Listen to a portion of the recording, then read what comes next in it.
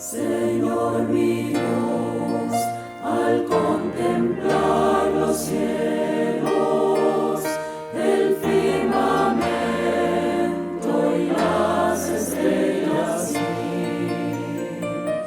al oír tu voz en los potentes truenos y ver brillar el sol en su cenit. Then sings my soul, my Savior God to thee. How great thou art, how great thou art. Iglesia Bíblica Koinonía. Nuestra misión es ser discípulos auténticos de Jesucristo que glorifican a Dios por medio de vidas transformadas por la obra del Espíritu Santo, y hacer discípulos que igualmente sean transformados por la gracia de Dios. Es crear un movimiento en el poder de Dios de hacer discípulos y de plantar iglesias para tener un testimonio claro de palabras y vivencia del Evangelio del Señor Jesucristo en el área metropolitana de Barranquilla y más allá de ella. La visión que tenemos es ser una iglesia celular que vive la presencia y el poder de Jesucristo y de su Espíritu para cumplir con sus propósitos de alcanzar a los que no conocen al Salvador con el Evangelio transformador. Ser una iglesia enfocada en la multiplicación de discípulos, de grupos familiares, de líderes siervos y de iglesias para presentar ante el mundo quién es Jesucristo. Como valores centrales tenemos la centralidad y autoridad de la palabra de Dios, centralidad en Cristo, dependencia de Dios, visión para la reproducción, comunidad, ministerio de todos los creyentes y santidad de vida.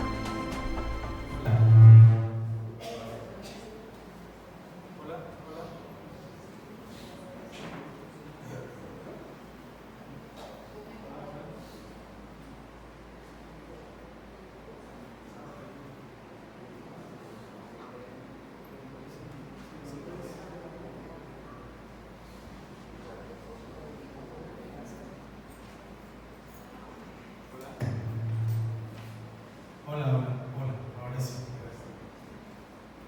Listo, problemas técnicos que nos faltan. Pero bueno. Bien, hoy vamos a estar meditando un poco en el Salmo 32, versos del 1 al 5. Y vamos a estar hablando del arrepentimiento del cristiano. Gracias. Bien, no sé si Tomás, ¿tú podrías apagar la luz ahí un segundito solo para ver la imagen? No sé si has escuchado de este señor en algún momento. Novel, ¿sí? Él fue el que se inventó las novelas. No, mentira. Ya la puedes prender las luces, por favor. Simplemente era para que se notara la imagen. Alfred Nobel. Bien, encontré un artículo en una revista llamada Muy Interesante, y era interesante. El título de ese artículo era Inventores que se arrepintieron de sus creaciones.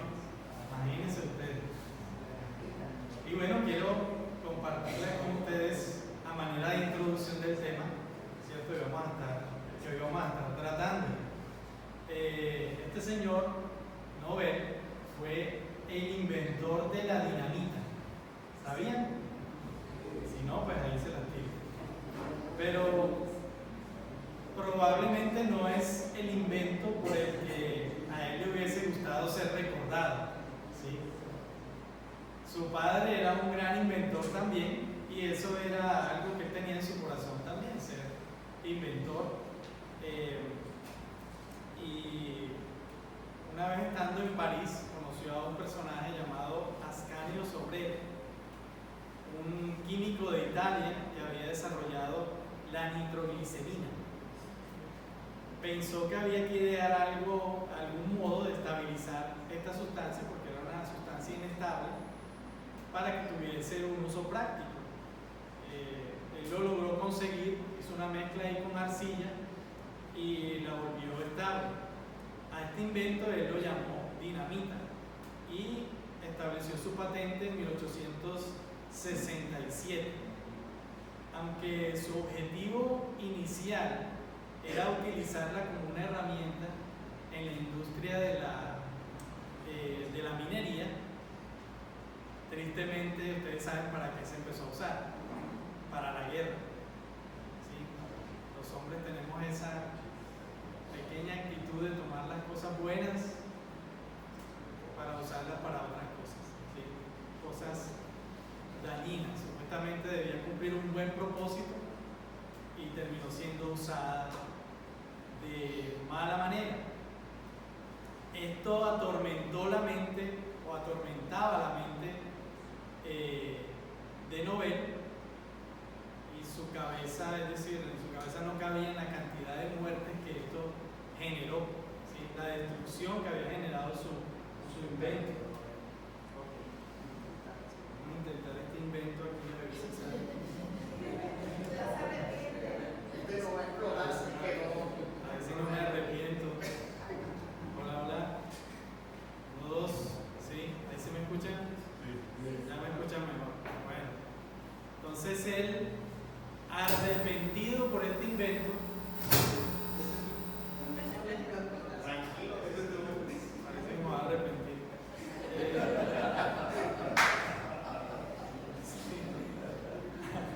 Arrepentido por este invento y el uso que se le dio, el hombre destinó su fortuna para crear el premio Nobel, el cual hace un reconocimiento a aquellas mentes que se esfuerzan por hallar, escribir o inventar cosas que sean para el bien de la humanidad. ¿Sí? Entonces, desafortunadamente, esta cuestión que ocurrió con su invento, él no se quedó ahí y no se dio golpes de pecho, ni se apuñaló, ni nada de eso, ni se tiró de un puente, sino que dijo: bueno, quiero que todo este dinero que me he ganado por esta patente, ¿sí?, lo usemos para el gobierno. Entonces, hoy vamos a estar hablando de arrepentimiento. El arrepentimiento genuino no debe quedarse solo en un replanteamiento del error que cometiste, sino en una acción que vaya en vía contraria a tu decisión inicial. Creo que algunos han escuchado esa palabra, arrepentirse, tiene algo que ver con lo que hoy día hacen los militares, ¿sí?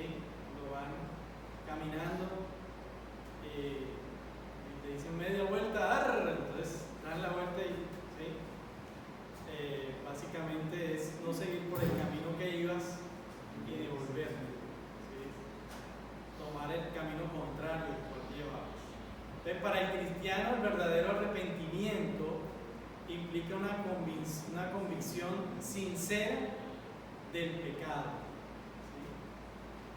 Una contrición sobre la ofensa hecha, en este caso, a Dios, hablando del cristiano, ¿sí? Un alejamiento del estilo de vida pecaminoso y un giro hacia una forma de vida que honre a Dios. Bien, vamos a estar viendo esto en las Escrituras y tenemos este texto, Salmo 32. Creo que oremos primero antes de leerlo y pedir dirección al Señor. Padre, gracias, Señor, que tú no eres hombre para mentir, ni hijo de hombre para arrepentirte. Gracias, oh Dios, que aún has creado esta expresión, el arrepentimiento, para acercarnos a ti por tu gracia y misericordia. Hoy queremos, Señor, meditar un poco en tu palabra, lo que dices al respecto. Oramos que tu gracia, tu Espíritu, Señor, nos guíe hoy, Señor. Que no sean mis palabras, sino que sea tu palabra afirmándonos, que sea tu palabra guiándonos, que sea tus palabras, Señor, afectando nuestro corazón, nuestra mente. Y si en algo hemos de arrepentirnos, Señor,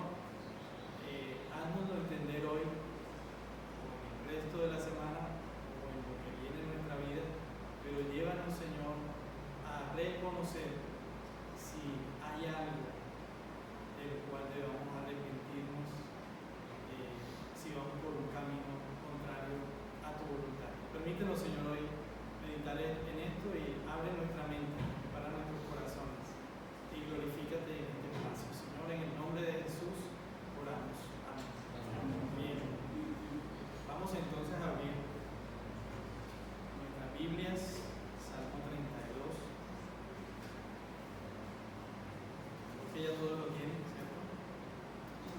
Voy a leer en favor de ustedes. Vamos a leer del verso.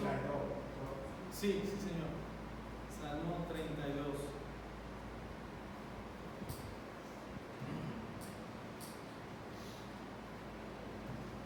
Lo voy a leer todo, pero nos vamos a enfocar los versos del 1 al 5. ¿Bien?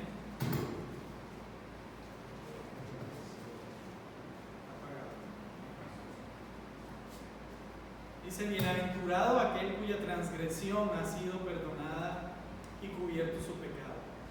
Bienaventurado el hombre a quien Jehová no culpa de iniquidad y en cuyo espíritu no hay engaño.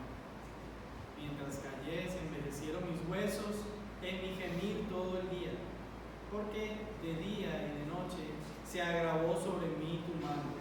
Se volvió mi verdor en sequedades de verano. Mi pecado te declaré y no encubrí mi iniquidad. Dije: confesaré mis transgresiones a Jehová, y tú perdonaste la maldad de mi pecado.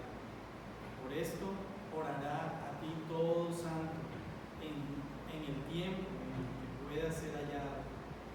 Ciertamente en la inundación de muchas aguas no llegarán estas a él. Tú eres mi refugio, me guardarás de la angustia, con cánticos de liberación me rodearás. Te haré entender y te enseñaré el camino en que debes andar. Sobre ti fijaré mis ojos. No seáis como el caballo o como el mulo, sin entendimiento, que han de ser sujetados con cabestro y con freno, porque si no, no se acercan a ti. Muchos dolores habrá para el impío, mas al que espera en Jehová le rodea la misericordia. Alegraos en Jehová y gozaos, justos, y cantad con júbilo, todos vosotros los rectos de corazón. Bien, este salmo entendemos que fue escrito por David. Como sabemos, David cometió una gran transgresión al no solo cometer adulterio y quitarle la mujer a un hombre, sino que además de eso sometió a este hombre a la muerte. Lo llevó ahí a la primera línea de batalla, en una de las batallas, para que fuese muerto, ¿sí? Y bueno, había hecho un entramado para querer ocultar su error, para querer ocultar su pecado, pero a Dios no se le escapa nada. Por más que queramos ocultar, por más que queramos ocultar algo a Dios, no lo podemos hacer. Y la Escritura lo dice: ¿de dónde huiré de tu presencia? ¿De dónde huiré de tu presencia? Si voy a lo más alto, si voy a lo más bajo, a la derecha o a la izquierda, tú estás ahí.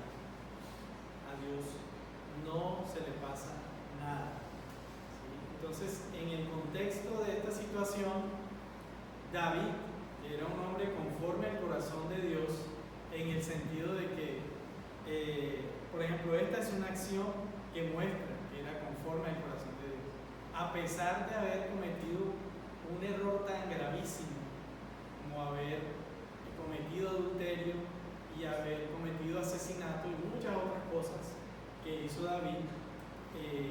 Vemos que en Dios hay perdón cuando llegas y confiesas tu pecado y te arrepientes de corazón. Entonces, estas son una de las cosas que nos ayudan a entender el por qué la Escritura lo llama el hombre que era conforme al corazón de Dios, ¿sí? Muy bien. Vamos a enfocarnos entonces en los versículos del 1 al 5 y vamos a notar lo primero, que donde hay arrepentimiento hay bienaventuranza. La Escritura dice que bienaventurado aquel cuya transgresión ha sido perdonada. Para que haya perdón de pecado, lo primero que debe haber es arrepentimiento. No puedes esperar que seas perdonado si no hay arrepentimiento en tu corazón. Y vamos a estar viendo las implicaciones de eso de arrepentimiento. Entonces, el arrepentimiento es bienaventurado, trae perdón, es decir, el olvido de la ofensa. Dios ya no se acuerda más de tu error, de tu pecado, ¿sí? Y trae expiación, es decir, Dios mismo pagó por tu pecado, pagó por mi pecado, pagó por nuestro pecado. No hemos tenido que hacer nada, ¿sí? No hay nada que nosotros podamos hacer para nosotros ganarnos el perdón de Dios. Ha sido una decisión de Él. Ha sido una decisión de Él. En Él y a través de Cristo ya hemos sido exculpados. Ya Dios no nos mira como sus enemigos, sino que ahora en Cristo nos ve como hijos. Entonces por eso es que el salmista dice aquí: aquel cuya transgresión ha sido perdonada y cubierto su pecado, bienaventurado es. Y como decía ahora, es una iniciativa divina. Gracias. El arrepentimiento verdadero reconoce, escuchen esto, el que se arrepiente de verdad reconoce que es Dios quien ha dispuesto una salida para su pecado.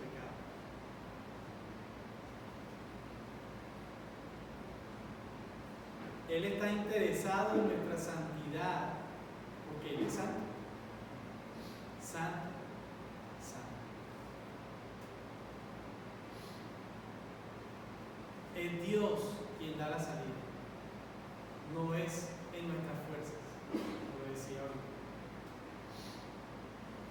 Entonces, quien se arrepiente verdaderamente reconoce que solo de Dios viene el perdón, que solo de Dios viene la salida.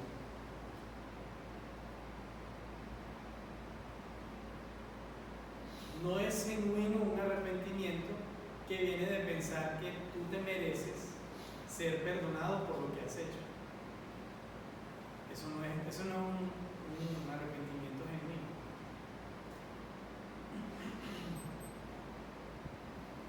Siempre el arrepentimiento tiene la iniciativa divina. Fíjense qué interesante.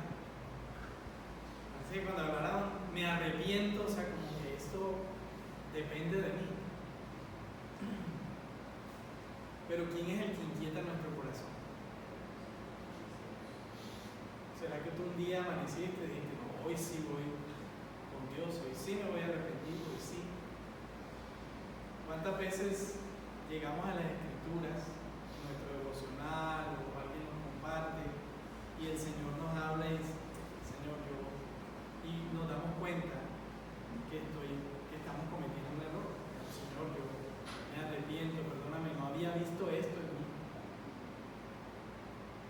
No había visto. ¿Sí?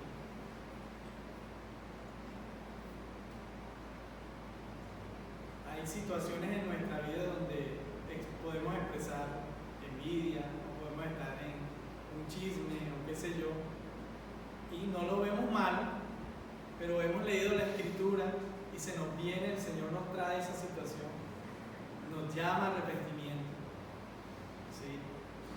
Y nos damos cuenta que la iniciativa vino de Él. ¿Por qué? Porque Él quiere santificarnos. Nos anima a ser santos porque Él es santo. Y nos lleva a reconocer nuestro pecado. Y de hecho, caminar en santidad es aún arrepentirte de tu pecado. No es decir, no tengo pecado o no soy pecador, ¿sí? Hablando humanamente, porque en Cristo hemos sido santificados, ¿sí? Y estamos siendo santificados.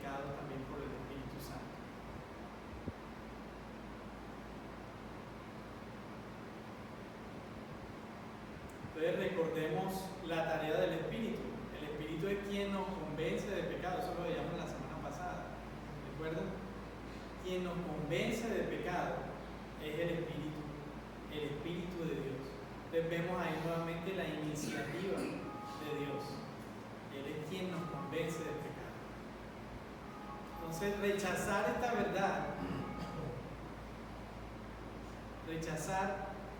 verdad de que es Dios quien me lleva al arrepentimiento, es rechazar a Jesús y su obra redentora. Estamos básicamente diciendo, Señor, tu obra, eso quedó a un lado, yo puedo hacerlo en mis fuerzas. ¿Sí? Yo puedo alcanzar tu perdón. Yo no necesito tu obra redentora. Como ayer le preguntaba a uno de los chicos,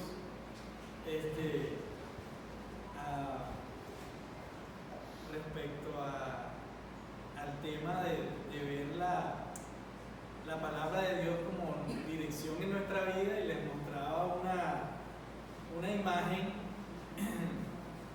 es decir, les decía, ¿cuántos no han tenido Legos? Y les decía, el Lego trae un manual, ¿cierto? Y les decía, ¿qué es mejor, con el manual o sin el manual? Y pues la mayoría dijo que con el manual. Y hubo uno que dijo, no, sin el manual. Y yo le dije, bueno, sin el manual de pronto lo puedes hacer, pero te vas a demorar más, vas a tropezar varias veces, lo vas a armar mal, vas a tener que desarmar otra vez, vas a tener que armar otra vez.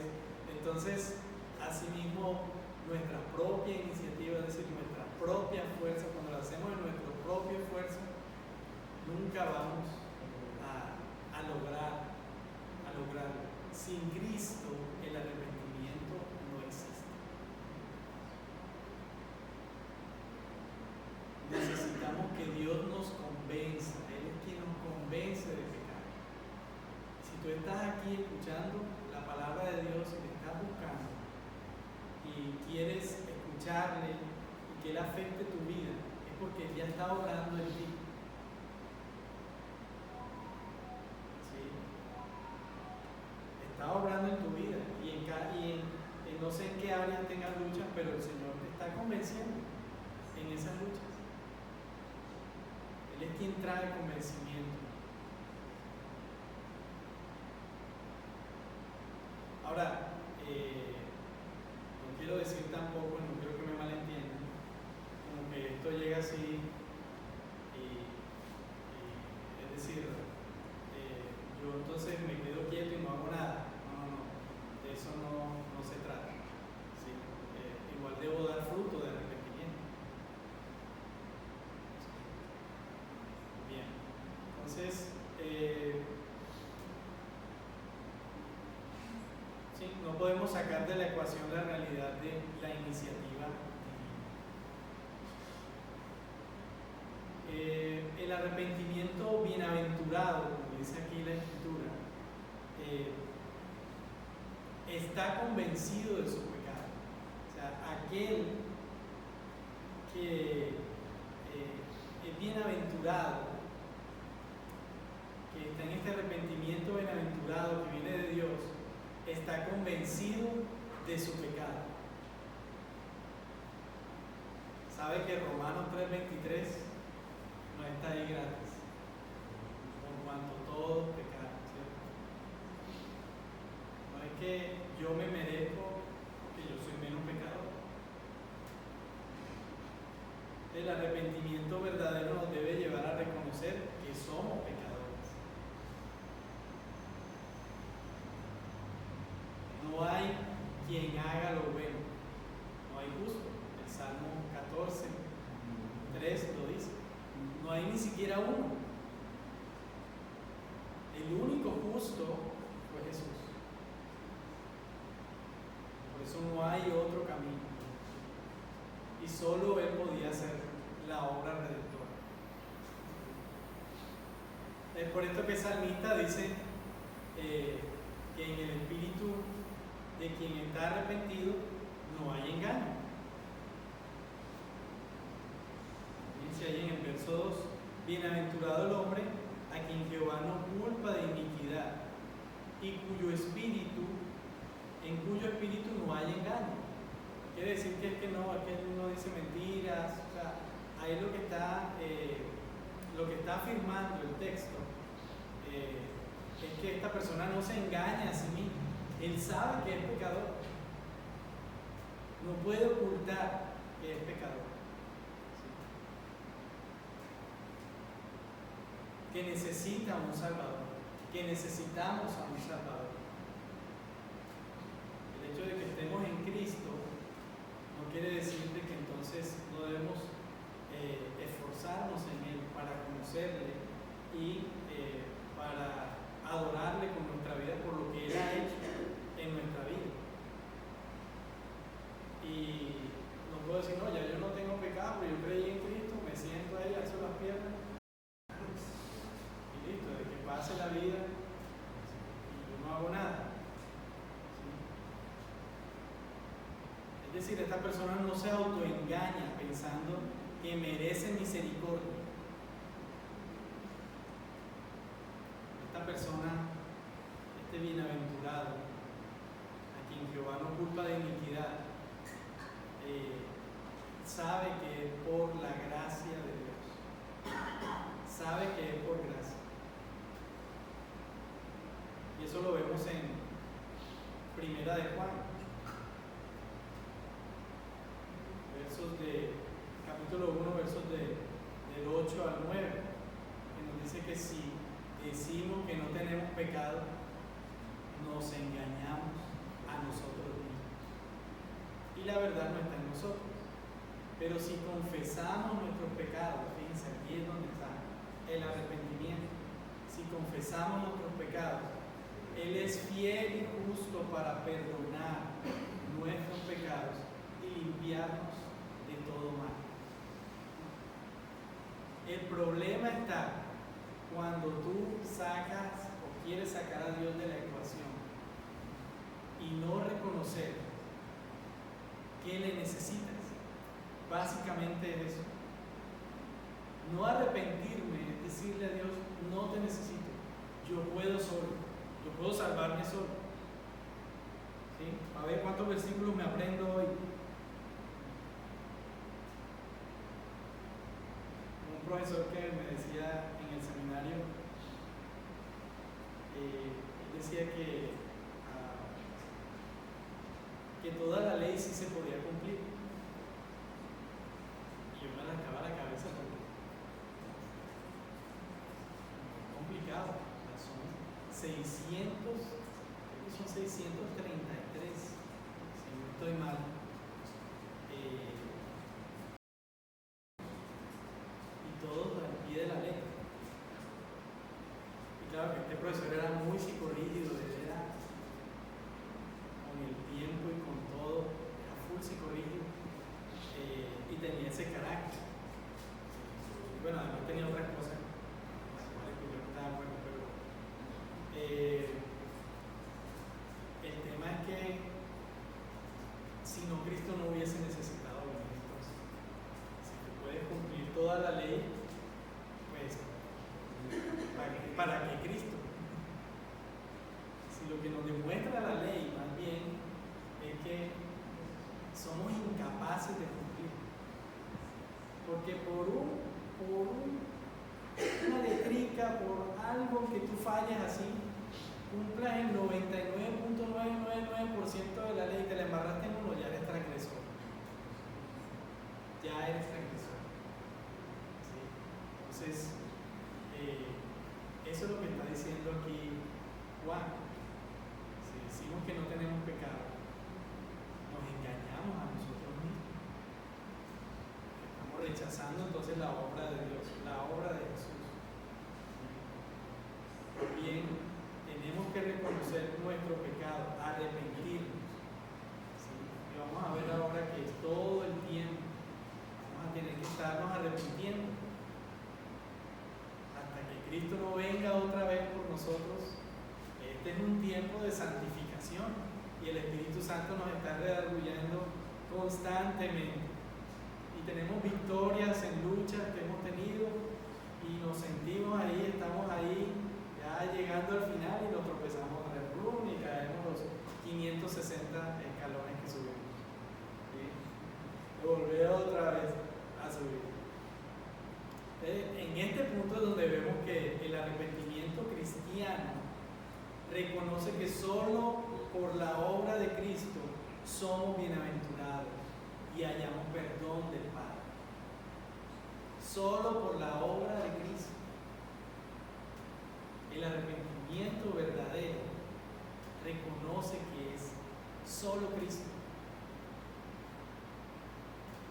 No es porque sirvas en un ministerio, no es porque tengas la capacidad de aprenderte media Biblia, ¿sí?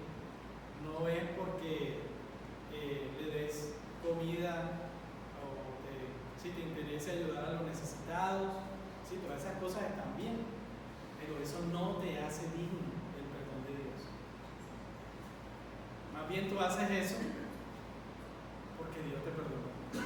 Tú lo haces en agradecimiento para su gloria, no para buscar que Él te dé o te añada por esas cosas, ¿no?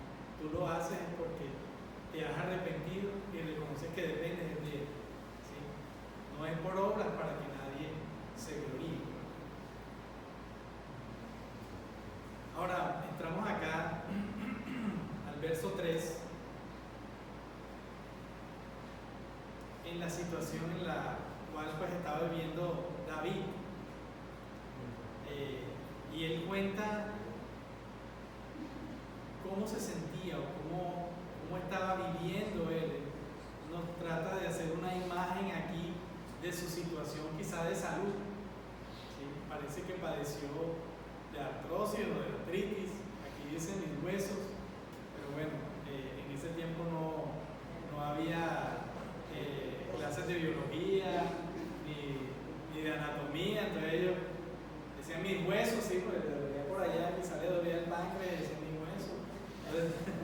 Pero exacto, era una forma de ellos interpretar mis entrañas, lo más profundo de mi ser. Me duele, sí.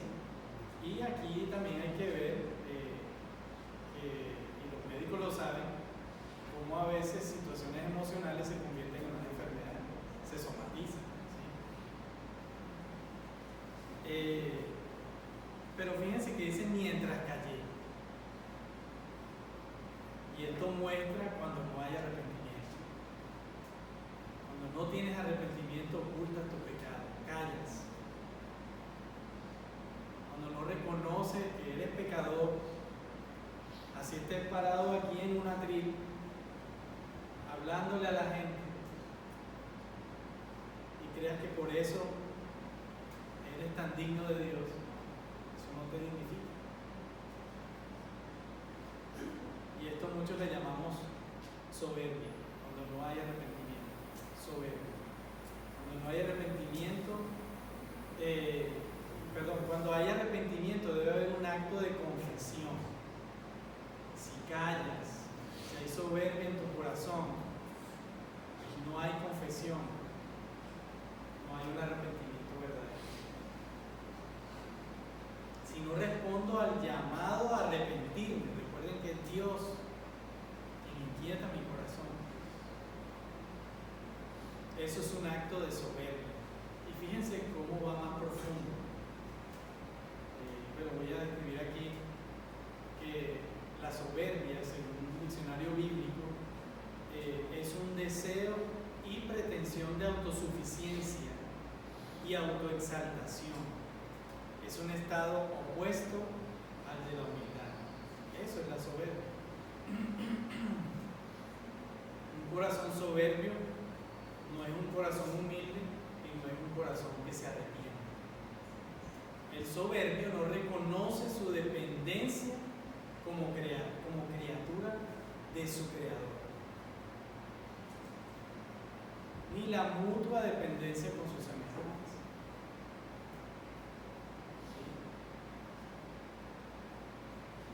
Dios dispuso algo para que nosotros también tengamos comunión con Él, con nuestros hermanos. No está mal que tú te arrodilles ahí en un cuarto, ¿cierto? Dice la Escritura que en tu cuarto, encerradito, ¿cierto? Ahí puedes orar, hablar con Él. Pero también el Señor ha dispuesto que tú puedes llegar donde un hermano y contarle tu pecado. Que no puedes solo, para eso está la iglesia.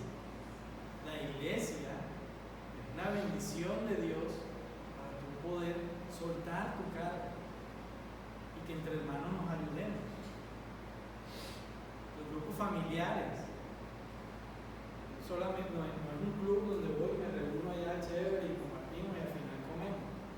Esa es la parte chévere, ¿no? Al final comemos, ¿cierto? O sea, eso no se trata. Un lugar donde voy no solo a escuchar de Dios, sino que voy a escuchar a mis hermanos que tienen una lucha quizá con algo, y no dicen, mira, estoy luchando con esto, oren por mí. Tengo tal situación, oren por mí. Y es un espacio donde Dios es glorificado porque tú estás diciendo, no puedo, Señor, te necesito. Gracias por tu iglesia. Gracias por tu iglesia.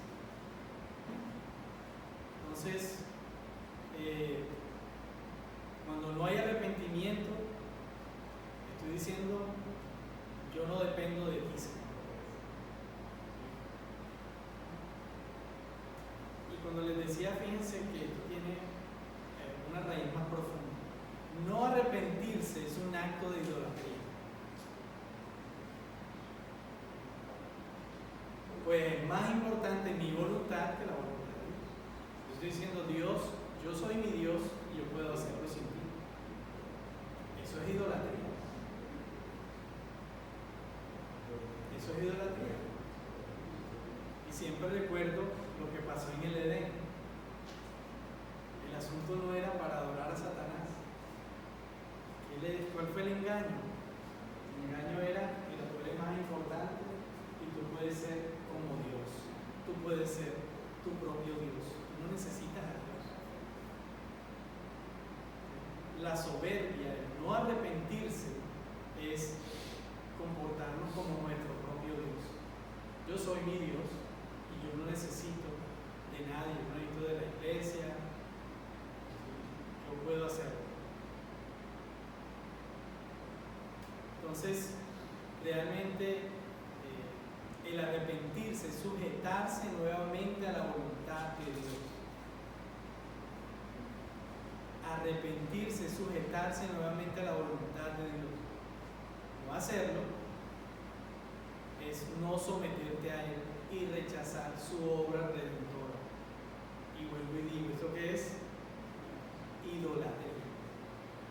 Fíjense la profundidad del asunto, hasta dónde nos lleva. Al no haber una confesión y reconocimiento de mi pecado, vienen consecuencias a nuestra vida. Bueno, aquí lo estábamos hablando del salmista, ¿sí? Que vio su integridad física afectada y somatizó toda esa carga que él sentía por dentro.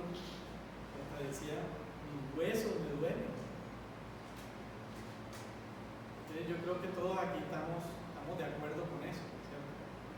No sé si en algún momento alguien lo ha vivido. A mí particularmente me ha pasado que cuando estoy muy cargado me duele la cabeza o me duele el hombro, y cuando este hombro es el otro, o la rodilla, a veces me pasa con la rodilla, entonces poniendo como... Eso es muy simple como la consecuencia del pecado. ¿Perdón? El dolor, porque todo pecado tiene una consecuencia. Sí. Pero... Cuando el salmista expresó el dolor y eso. Sí, ok. A ver si te entiendo la pregunta. Puede ser enfermedad física, puede darse. Sí, ahora esto no quiere decir, ¿cierto?, que cualquier tipo de enfermedad es porque estás en pecado. No, está bien, no sé si entendí bien, pero era lo que estaba pasando particularmente con David en ese momento. Sí. Como tú decías, no necesariamente una enfermedad. No vamos a decir que no podemos decir eso, que una enfermedad es causa del pecado. Sin embargo, realmente en el verdadero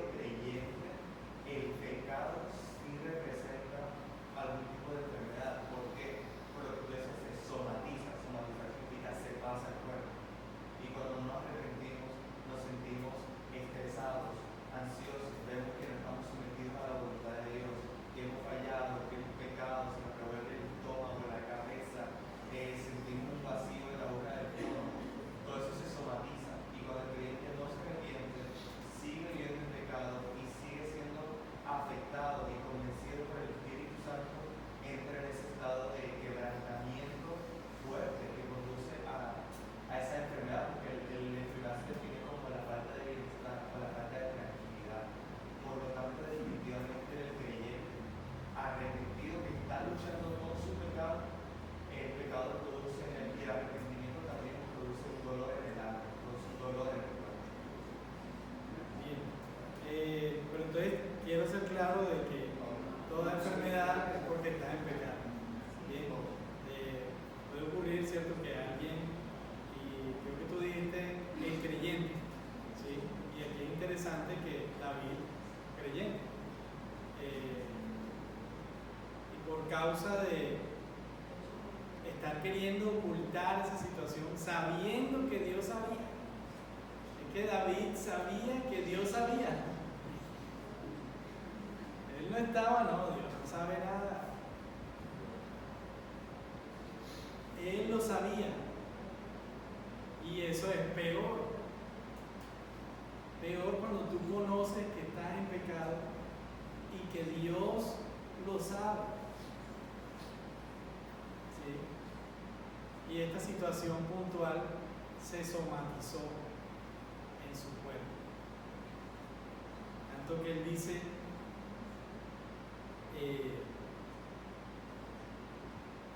se envejecieron mis huesos en mi gemir todo el día. Parece que le generaba dolor, porque de día y de noche se agravó sobre mí tu mano, se volvió mi verdor en sequedades de verano.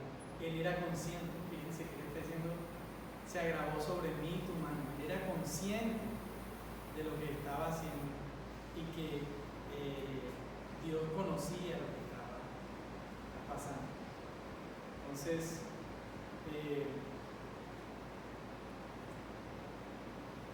y bueno, aquí también algo puntual, voy a resaltar del texto, que él dice, se volvió mi verdor en sequedades de verano.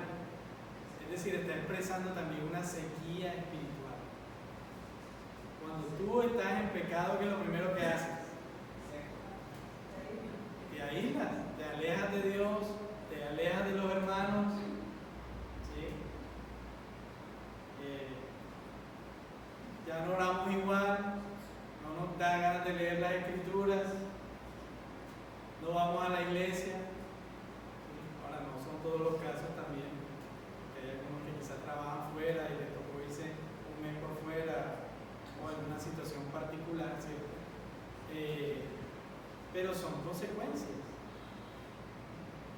Nos perdemos de nuestros hermanos en la fe para que no me vean ni me llamen. Y lo ves por allá y por allá vas y te escondes. ¿Sí? Porque allá va el hermano.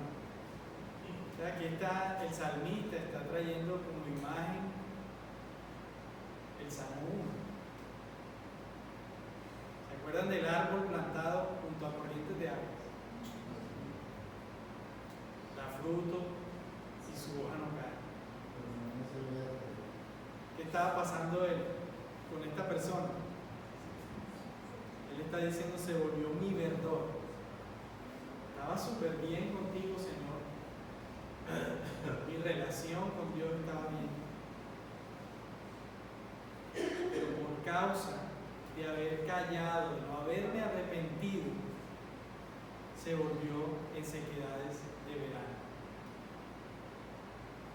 Su relación con Dios la echó a un lado. Pero fue una acción de él, no de Dios. ¿Qué tenía que haber hecho él o qué tenemos que hacer nosotros? Confesar, arrepentirnos. Así que no se vale que te vayas y te escondas y te metas en un cuarto. No se vale que cometí un pecado, cometí un error y ya no voy a ir al grupo familiar. No, es cuando más. Mejor ve allá, pide ayuda. Necesitamos de Dios. Nosotros somos los que decidimos si Dios es digno o no de mí. O sea, es decir, me refiero a que nosotros somos quienes los alejamos de Dios. Nos engañamos a nosotros mismos.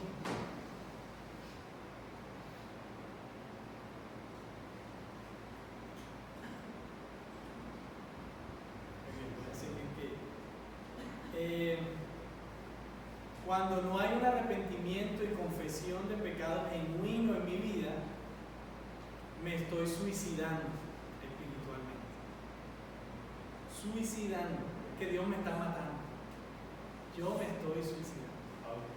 Exacto. Es un asunto que yo mismo soy quien estoy decidiendo. Dios ha dispuesto todo.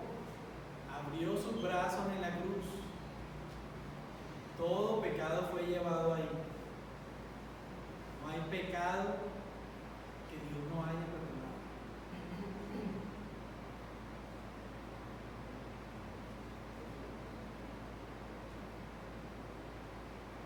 Entonces, el arrepentimiento,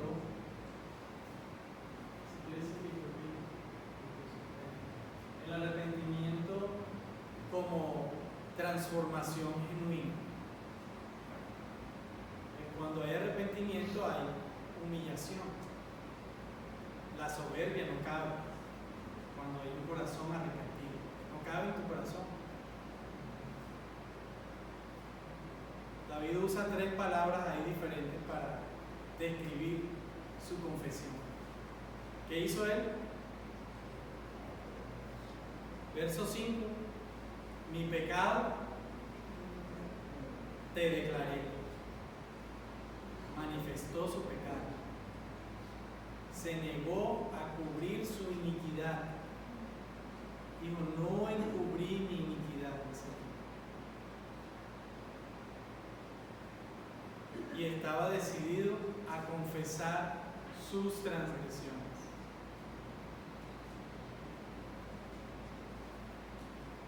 Nada era retenido, nada era retenido, lo que él está diciendo aquí.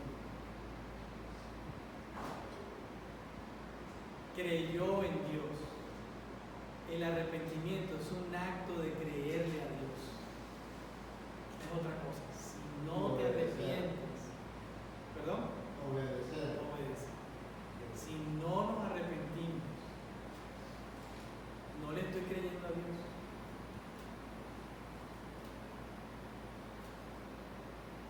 No hay atajos ni compromiso moral. ¿Sí? Es totalmente transparente. Puede uno llegar delante de Dios. Es decir, ya no calla más.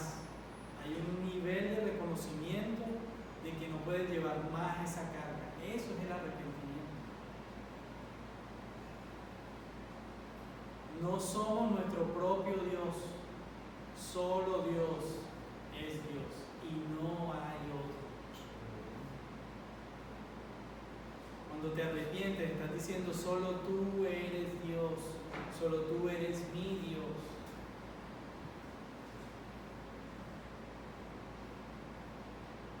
Cuando alguien en verdad se arrepiente, hay una conciencia de que el pecado cometido, cualquiera que sea su naturaleza, fue en últimas solo contra Dios. Reconoce que es contra Dios que lo está haciendo, que Él es santo y merece ser exaltado por su santidad. Y recordemos acá lo que dice el Salmo 51:4. Y dice David, contra ti solo he pecado y he hecho lo malo delante de tus ojos. Es reconocer, cuando me arrepiento, le estoy dando la gloria a Dios. No creas que Dios está ahí como, no, yo no sé qué va a hacer contigo. No, Dios se agrada cuando tú llegas con tu cabeza abajo y con el Señor, me embarré otra vez.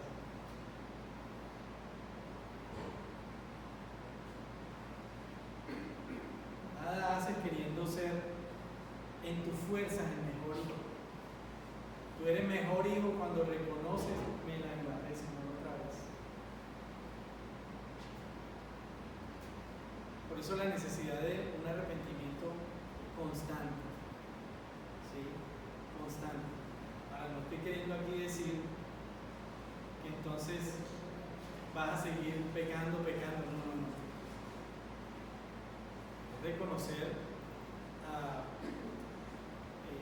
que no puedo solo, que no puedo en mis fuerzas. Que no puedo en mis fuerzas. El arrepentimiento es más que una limpieza psicológica ahí.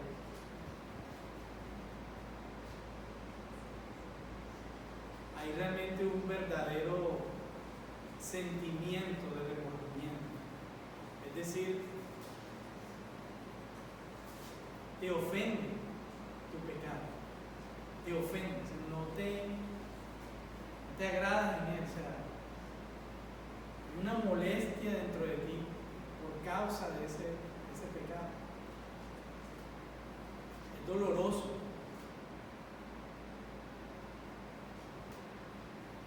Exige quebrantamiento de corazón.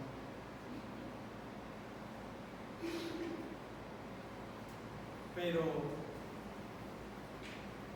el arrepentimiento debe traer sanidad, debe traer restauración, una visión renovada de quién es Cristo, de cuán hermoso es Él, de cuán preciosa es su obra.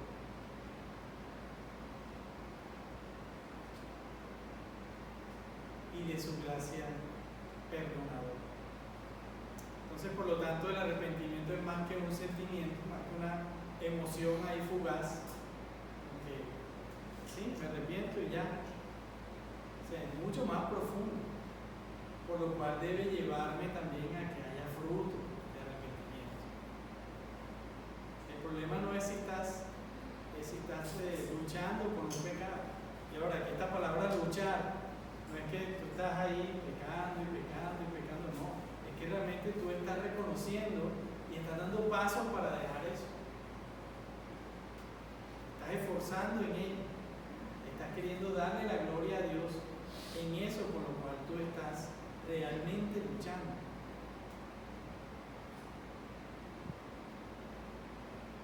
Hay dos palabritas que nos ayudan a entender el tema del arrepentimiento. Una es atrición y la otra es contrición. Y aquí se la voy aquí la traje. La atrición es el arrepentimiento por temor a verte afectado, ¿sí? Por temor a verse afectado uno mismo. Que me dieron, que me iba a pasar, ¿sí? Y ahí se queda.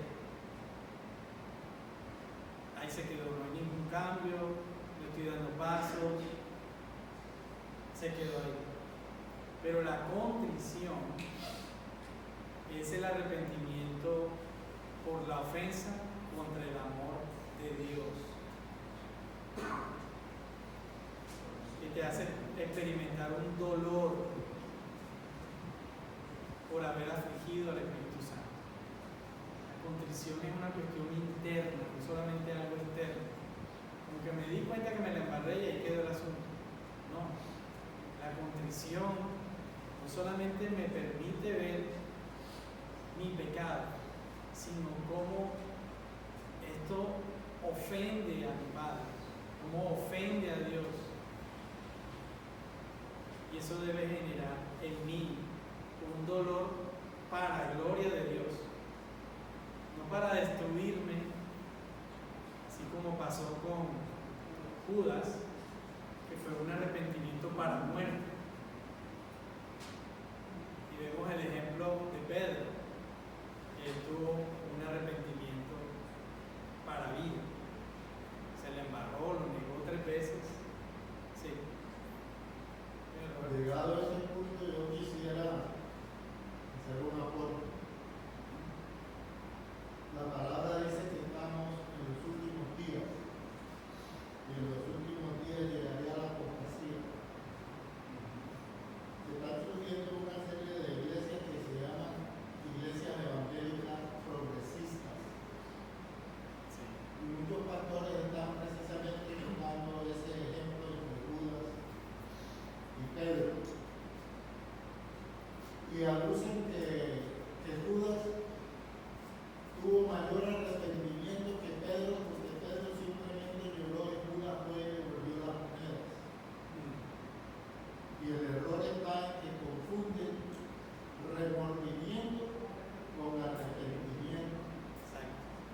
atrición con contrición. Exactamente. Muchas gracias, Roberto, por el aporte. Entonces, cuando hay atrición, es posible arrepentirse por miedo a la represalia. Pero cuando hay contrición, tú odias el pecado. Odias lo que te está afectando. Te pones del lado de Dios.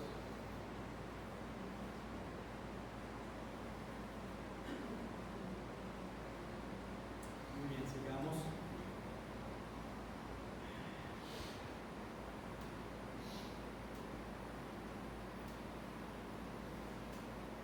Entonces, el arrepentimiento debe traer, ¿cierto?, una transformación genuina. Y esa transformación genuina nos lleva a ver que no hay excusas. No hay excusas. El arrepentimiento verdadero no culpa a otro. No pone por delante, es decir, no pone por delante su propia dignidad. Como que, que yo me la embarré, pero no fue por culpa mía. No reconoce, esto no es reconocer que hay pecado en mí. No es reconocer lo que leímos ahorita, que por cuanto todos pecaron. Y esto puede ocurrir muchas veces dentro de los hogares, cuando no hay un arrepentimiento genuino por un error que haya cometido con mi pareja, familiar, amigo, ¿sí? No hay un arrepentimiento genuino cuando digo, sí me la embarré, pero fue culpa tuya. Me la embarré, pero es que tú no has debido hacer esto. Eso me huele el bloque. ¿Sí? Entonces, y por lo menos en la iglesia, algún error que pueda, un pecado que podamos estar teniendo como iglesia, o cada uno en la iglesia, decir, no, es que no me alcanza el tiempo, que es por culpa de mi tiempo, que es por culpa de mi trabajo, que es por culpa y que es por culpa. No es reconocer que debo dar pasos y mejorar para gloria de Dios, no en mis fuerzas, sino dejar que Dios obre en mi vida, en el área en el cual esté luchando.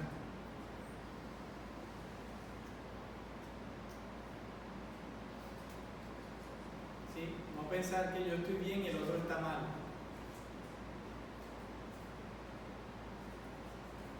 Y bueno, para seguir, el arrepentimiento verdadero reconoce que Dios le perdona. Que Dios le perdona. Dice el salmista, y tú perdonaste la maldad de mi pecado. Quien se arrepiente reconoce que es Dios quien le perdona. No es que te ganaste el perdón. Nunca dependió de ti. Solo teníamos que dejarnos convencer de quién es Dios. Él es santo. Dios es santo y merece que tú y yo procuremos la santidad en Él, no en nuestras fuerzas, sino en su obra salvífica.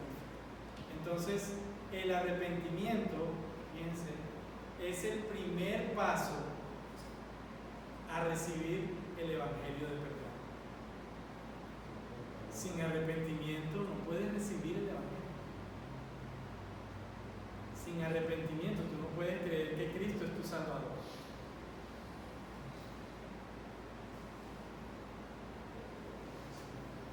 ¿Qué decían los profetas? ¿Qué decía Jesús?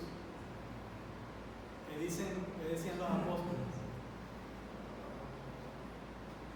El mensaje de ellos era, siempre iniciaba, arrepiéntanse. Vuélvanse a Dios. Hagan las primeras obras. En pocas palabras, Dejen que Dios vuelva a reinar en ustedes. Eso es el arrepentimiento. Cuando dejo que Dios reine en mí.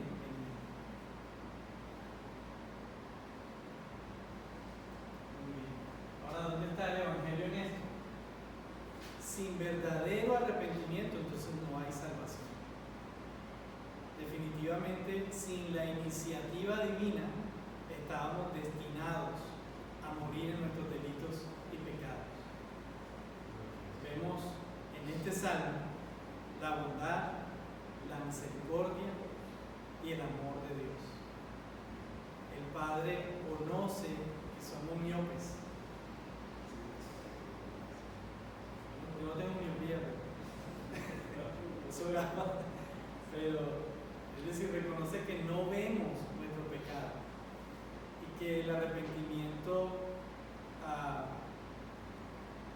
no es humanamente nuestra primera opción. Dios conoce eso. Así que, ¿qué hizo Él? Tuvo que enviar a su único hijo para salvarnos.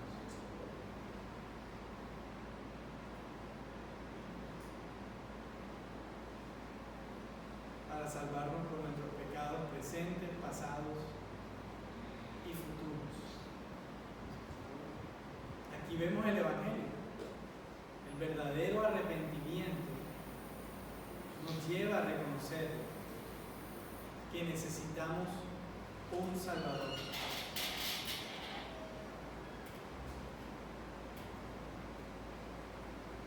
Y bueno, manera de aplicación. El salmista más adelante nos dice lo siguiente: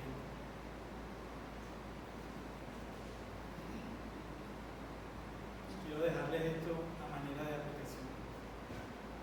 Todos los días debemos ir a Cristo y revisar nuestro corazón y aceptar su obra redentora.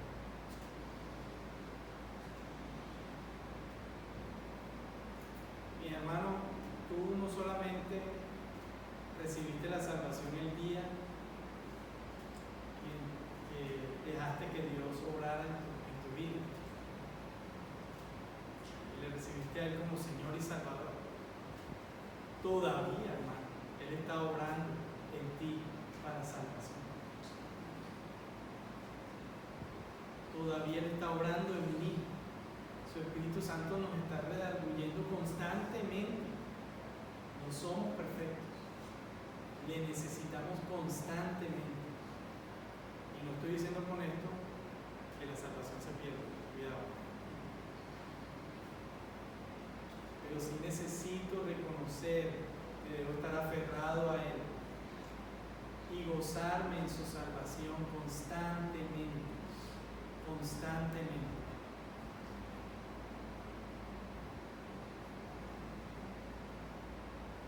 Siempre debemos tener la actitud del salmista, cuando dice más adelante: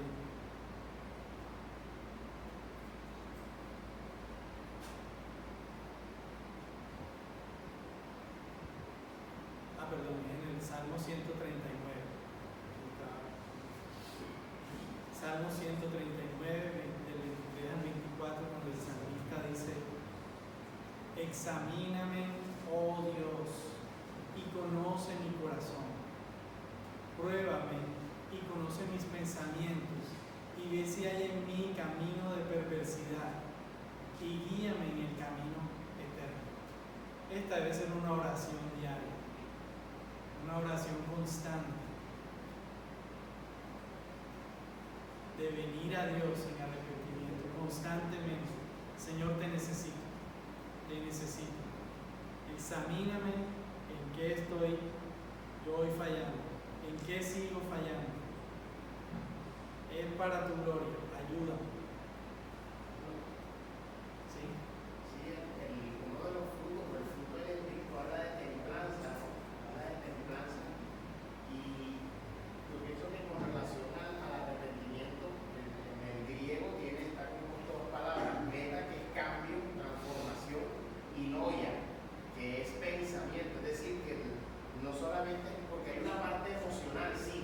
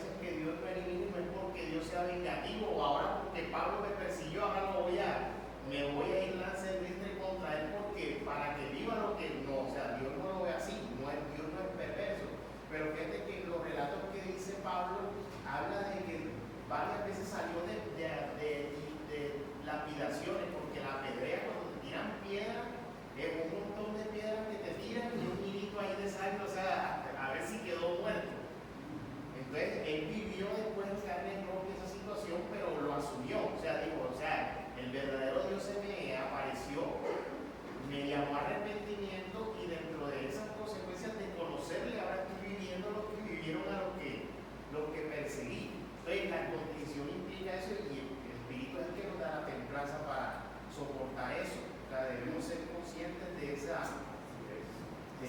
situación. Y bueno, precisamente después el Salmo 143:10 nos dice: enséñame a hacer tu voluntad. Esto también como aplicación, palabra de Dios. Enséñame a hacer tu voluntad, porque tú eres mi Dios. Tu buen espíritu me guíe a tierra firme. Este también debe ser un motivo de oración constante. Y los salmos en ese sentido tienen esta bendición de guiarnos en conocer y hacer la voluntad de Dios. Casi oramos.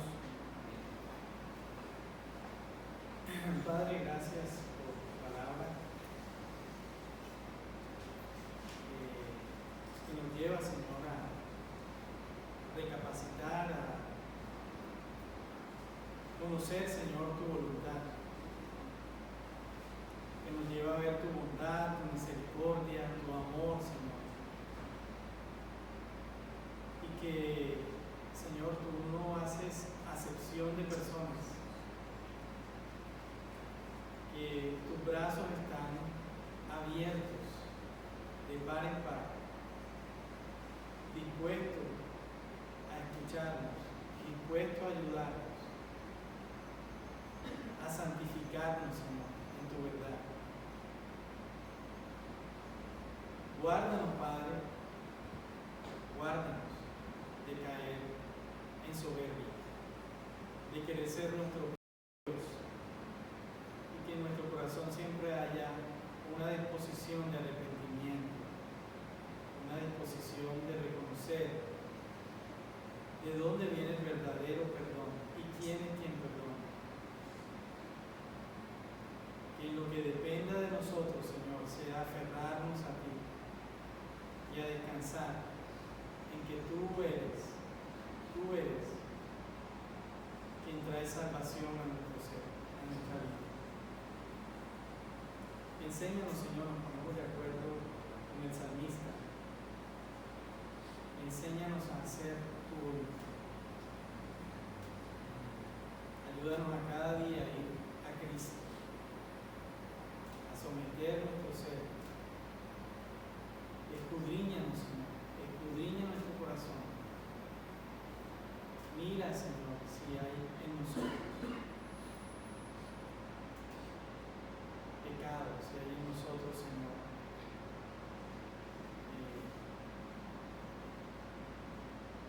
una actitud de soberbia, una actitud de ser nuestro propio Dios. Ayúdanos, Padre, y como iglesia ayúdanos a crecer en esto. Para gloria tuya oramos, Señor, y te damos las gracias por tu palabra. En el nombre de Jesús. Amén. Amén.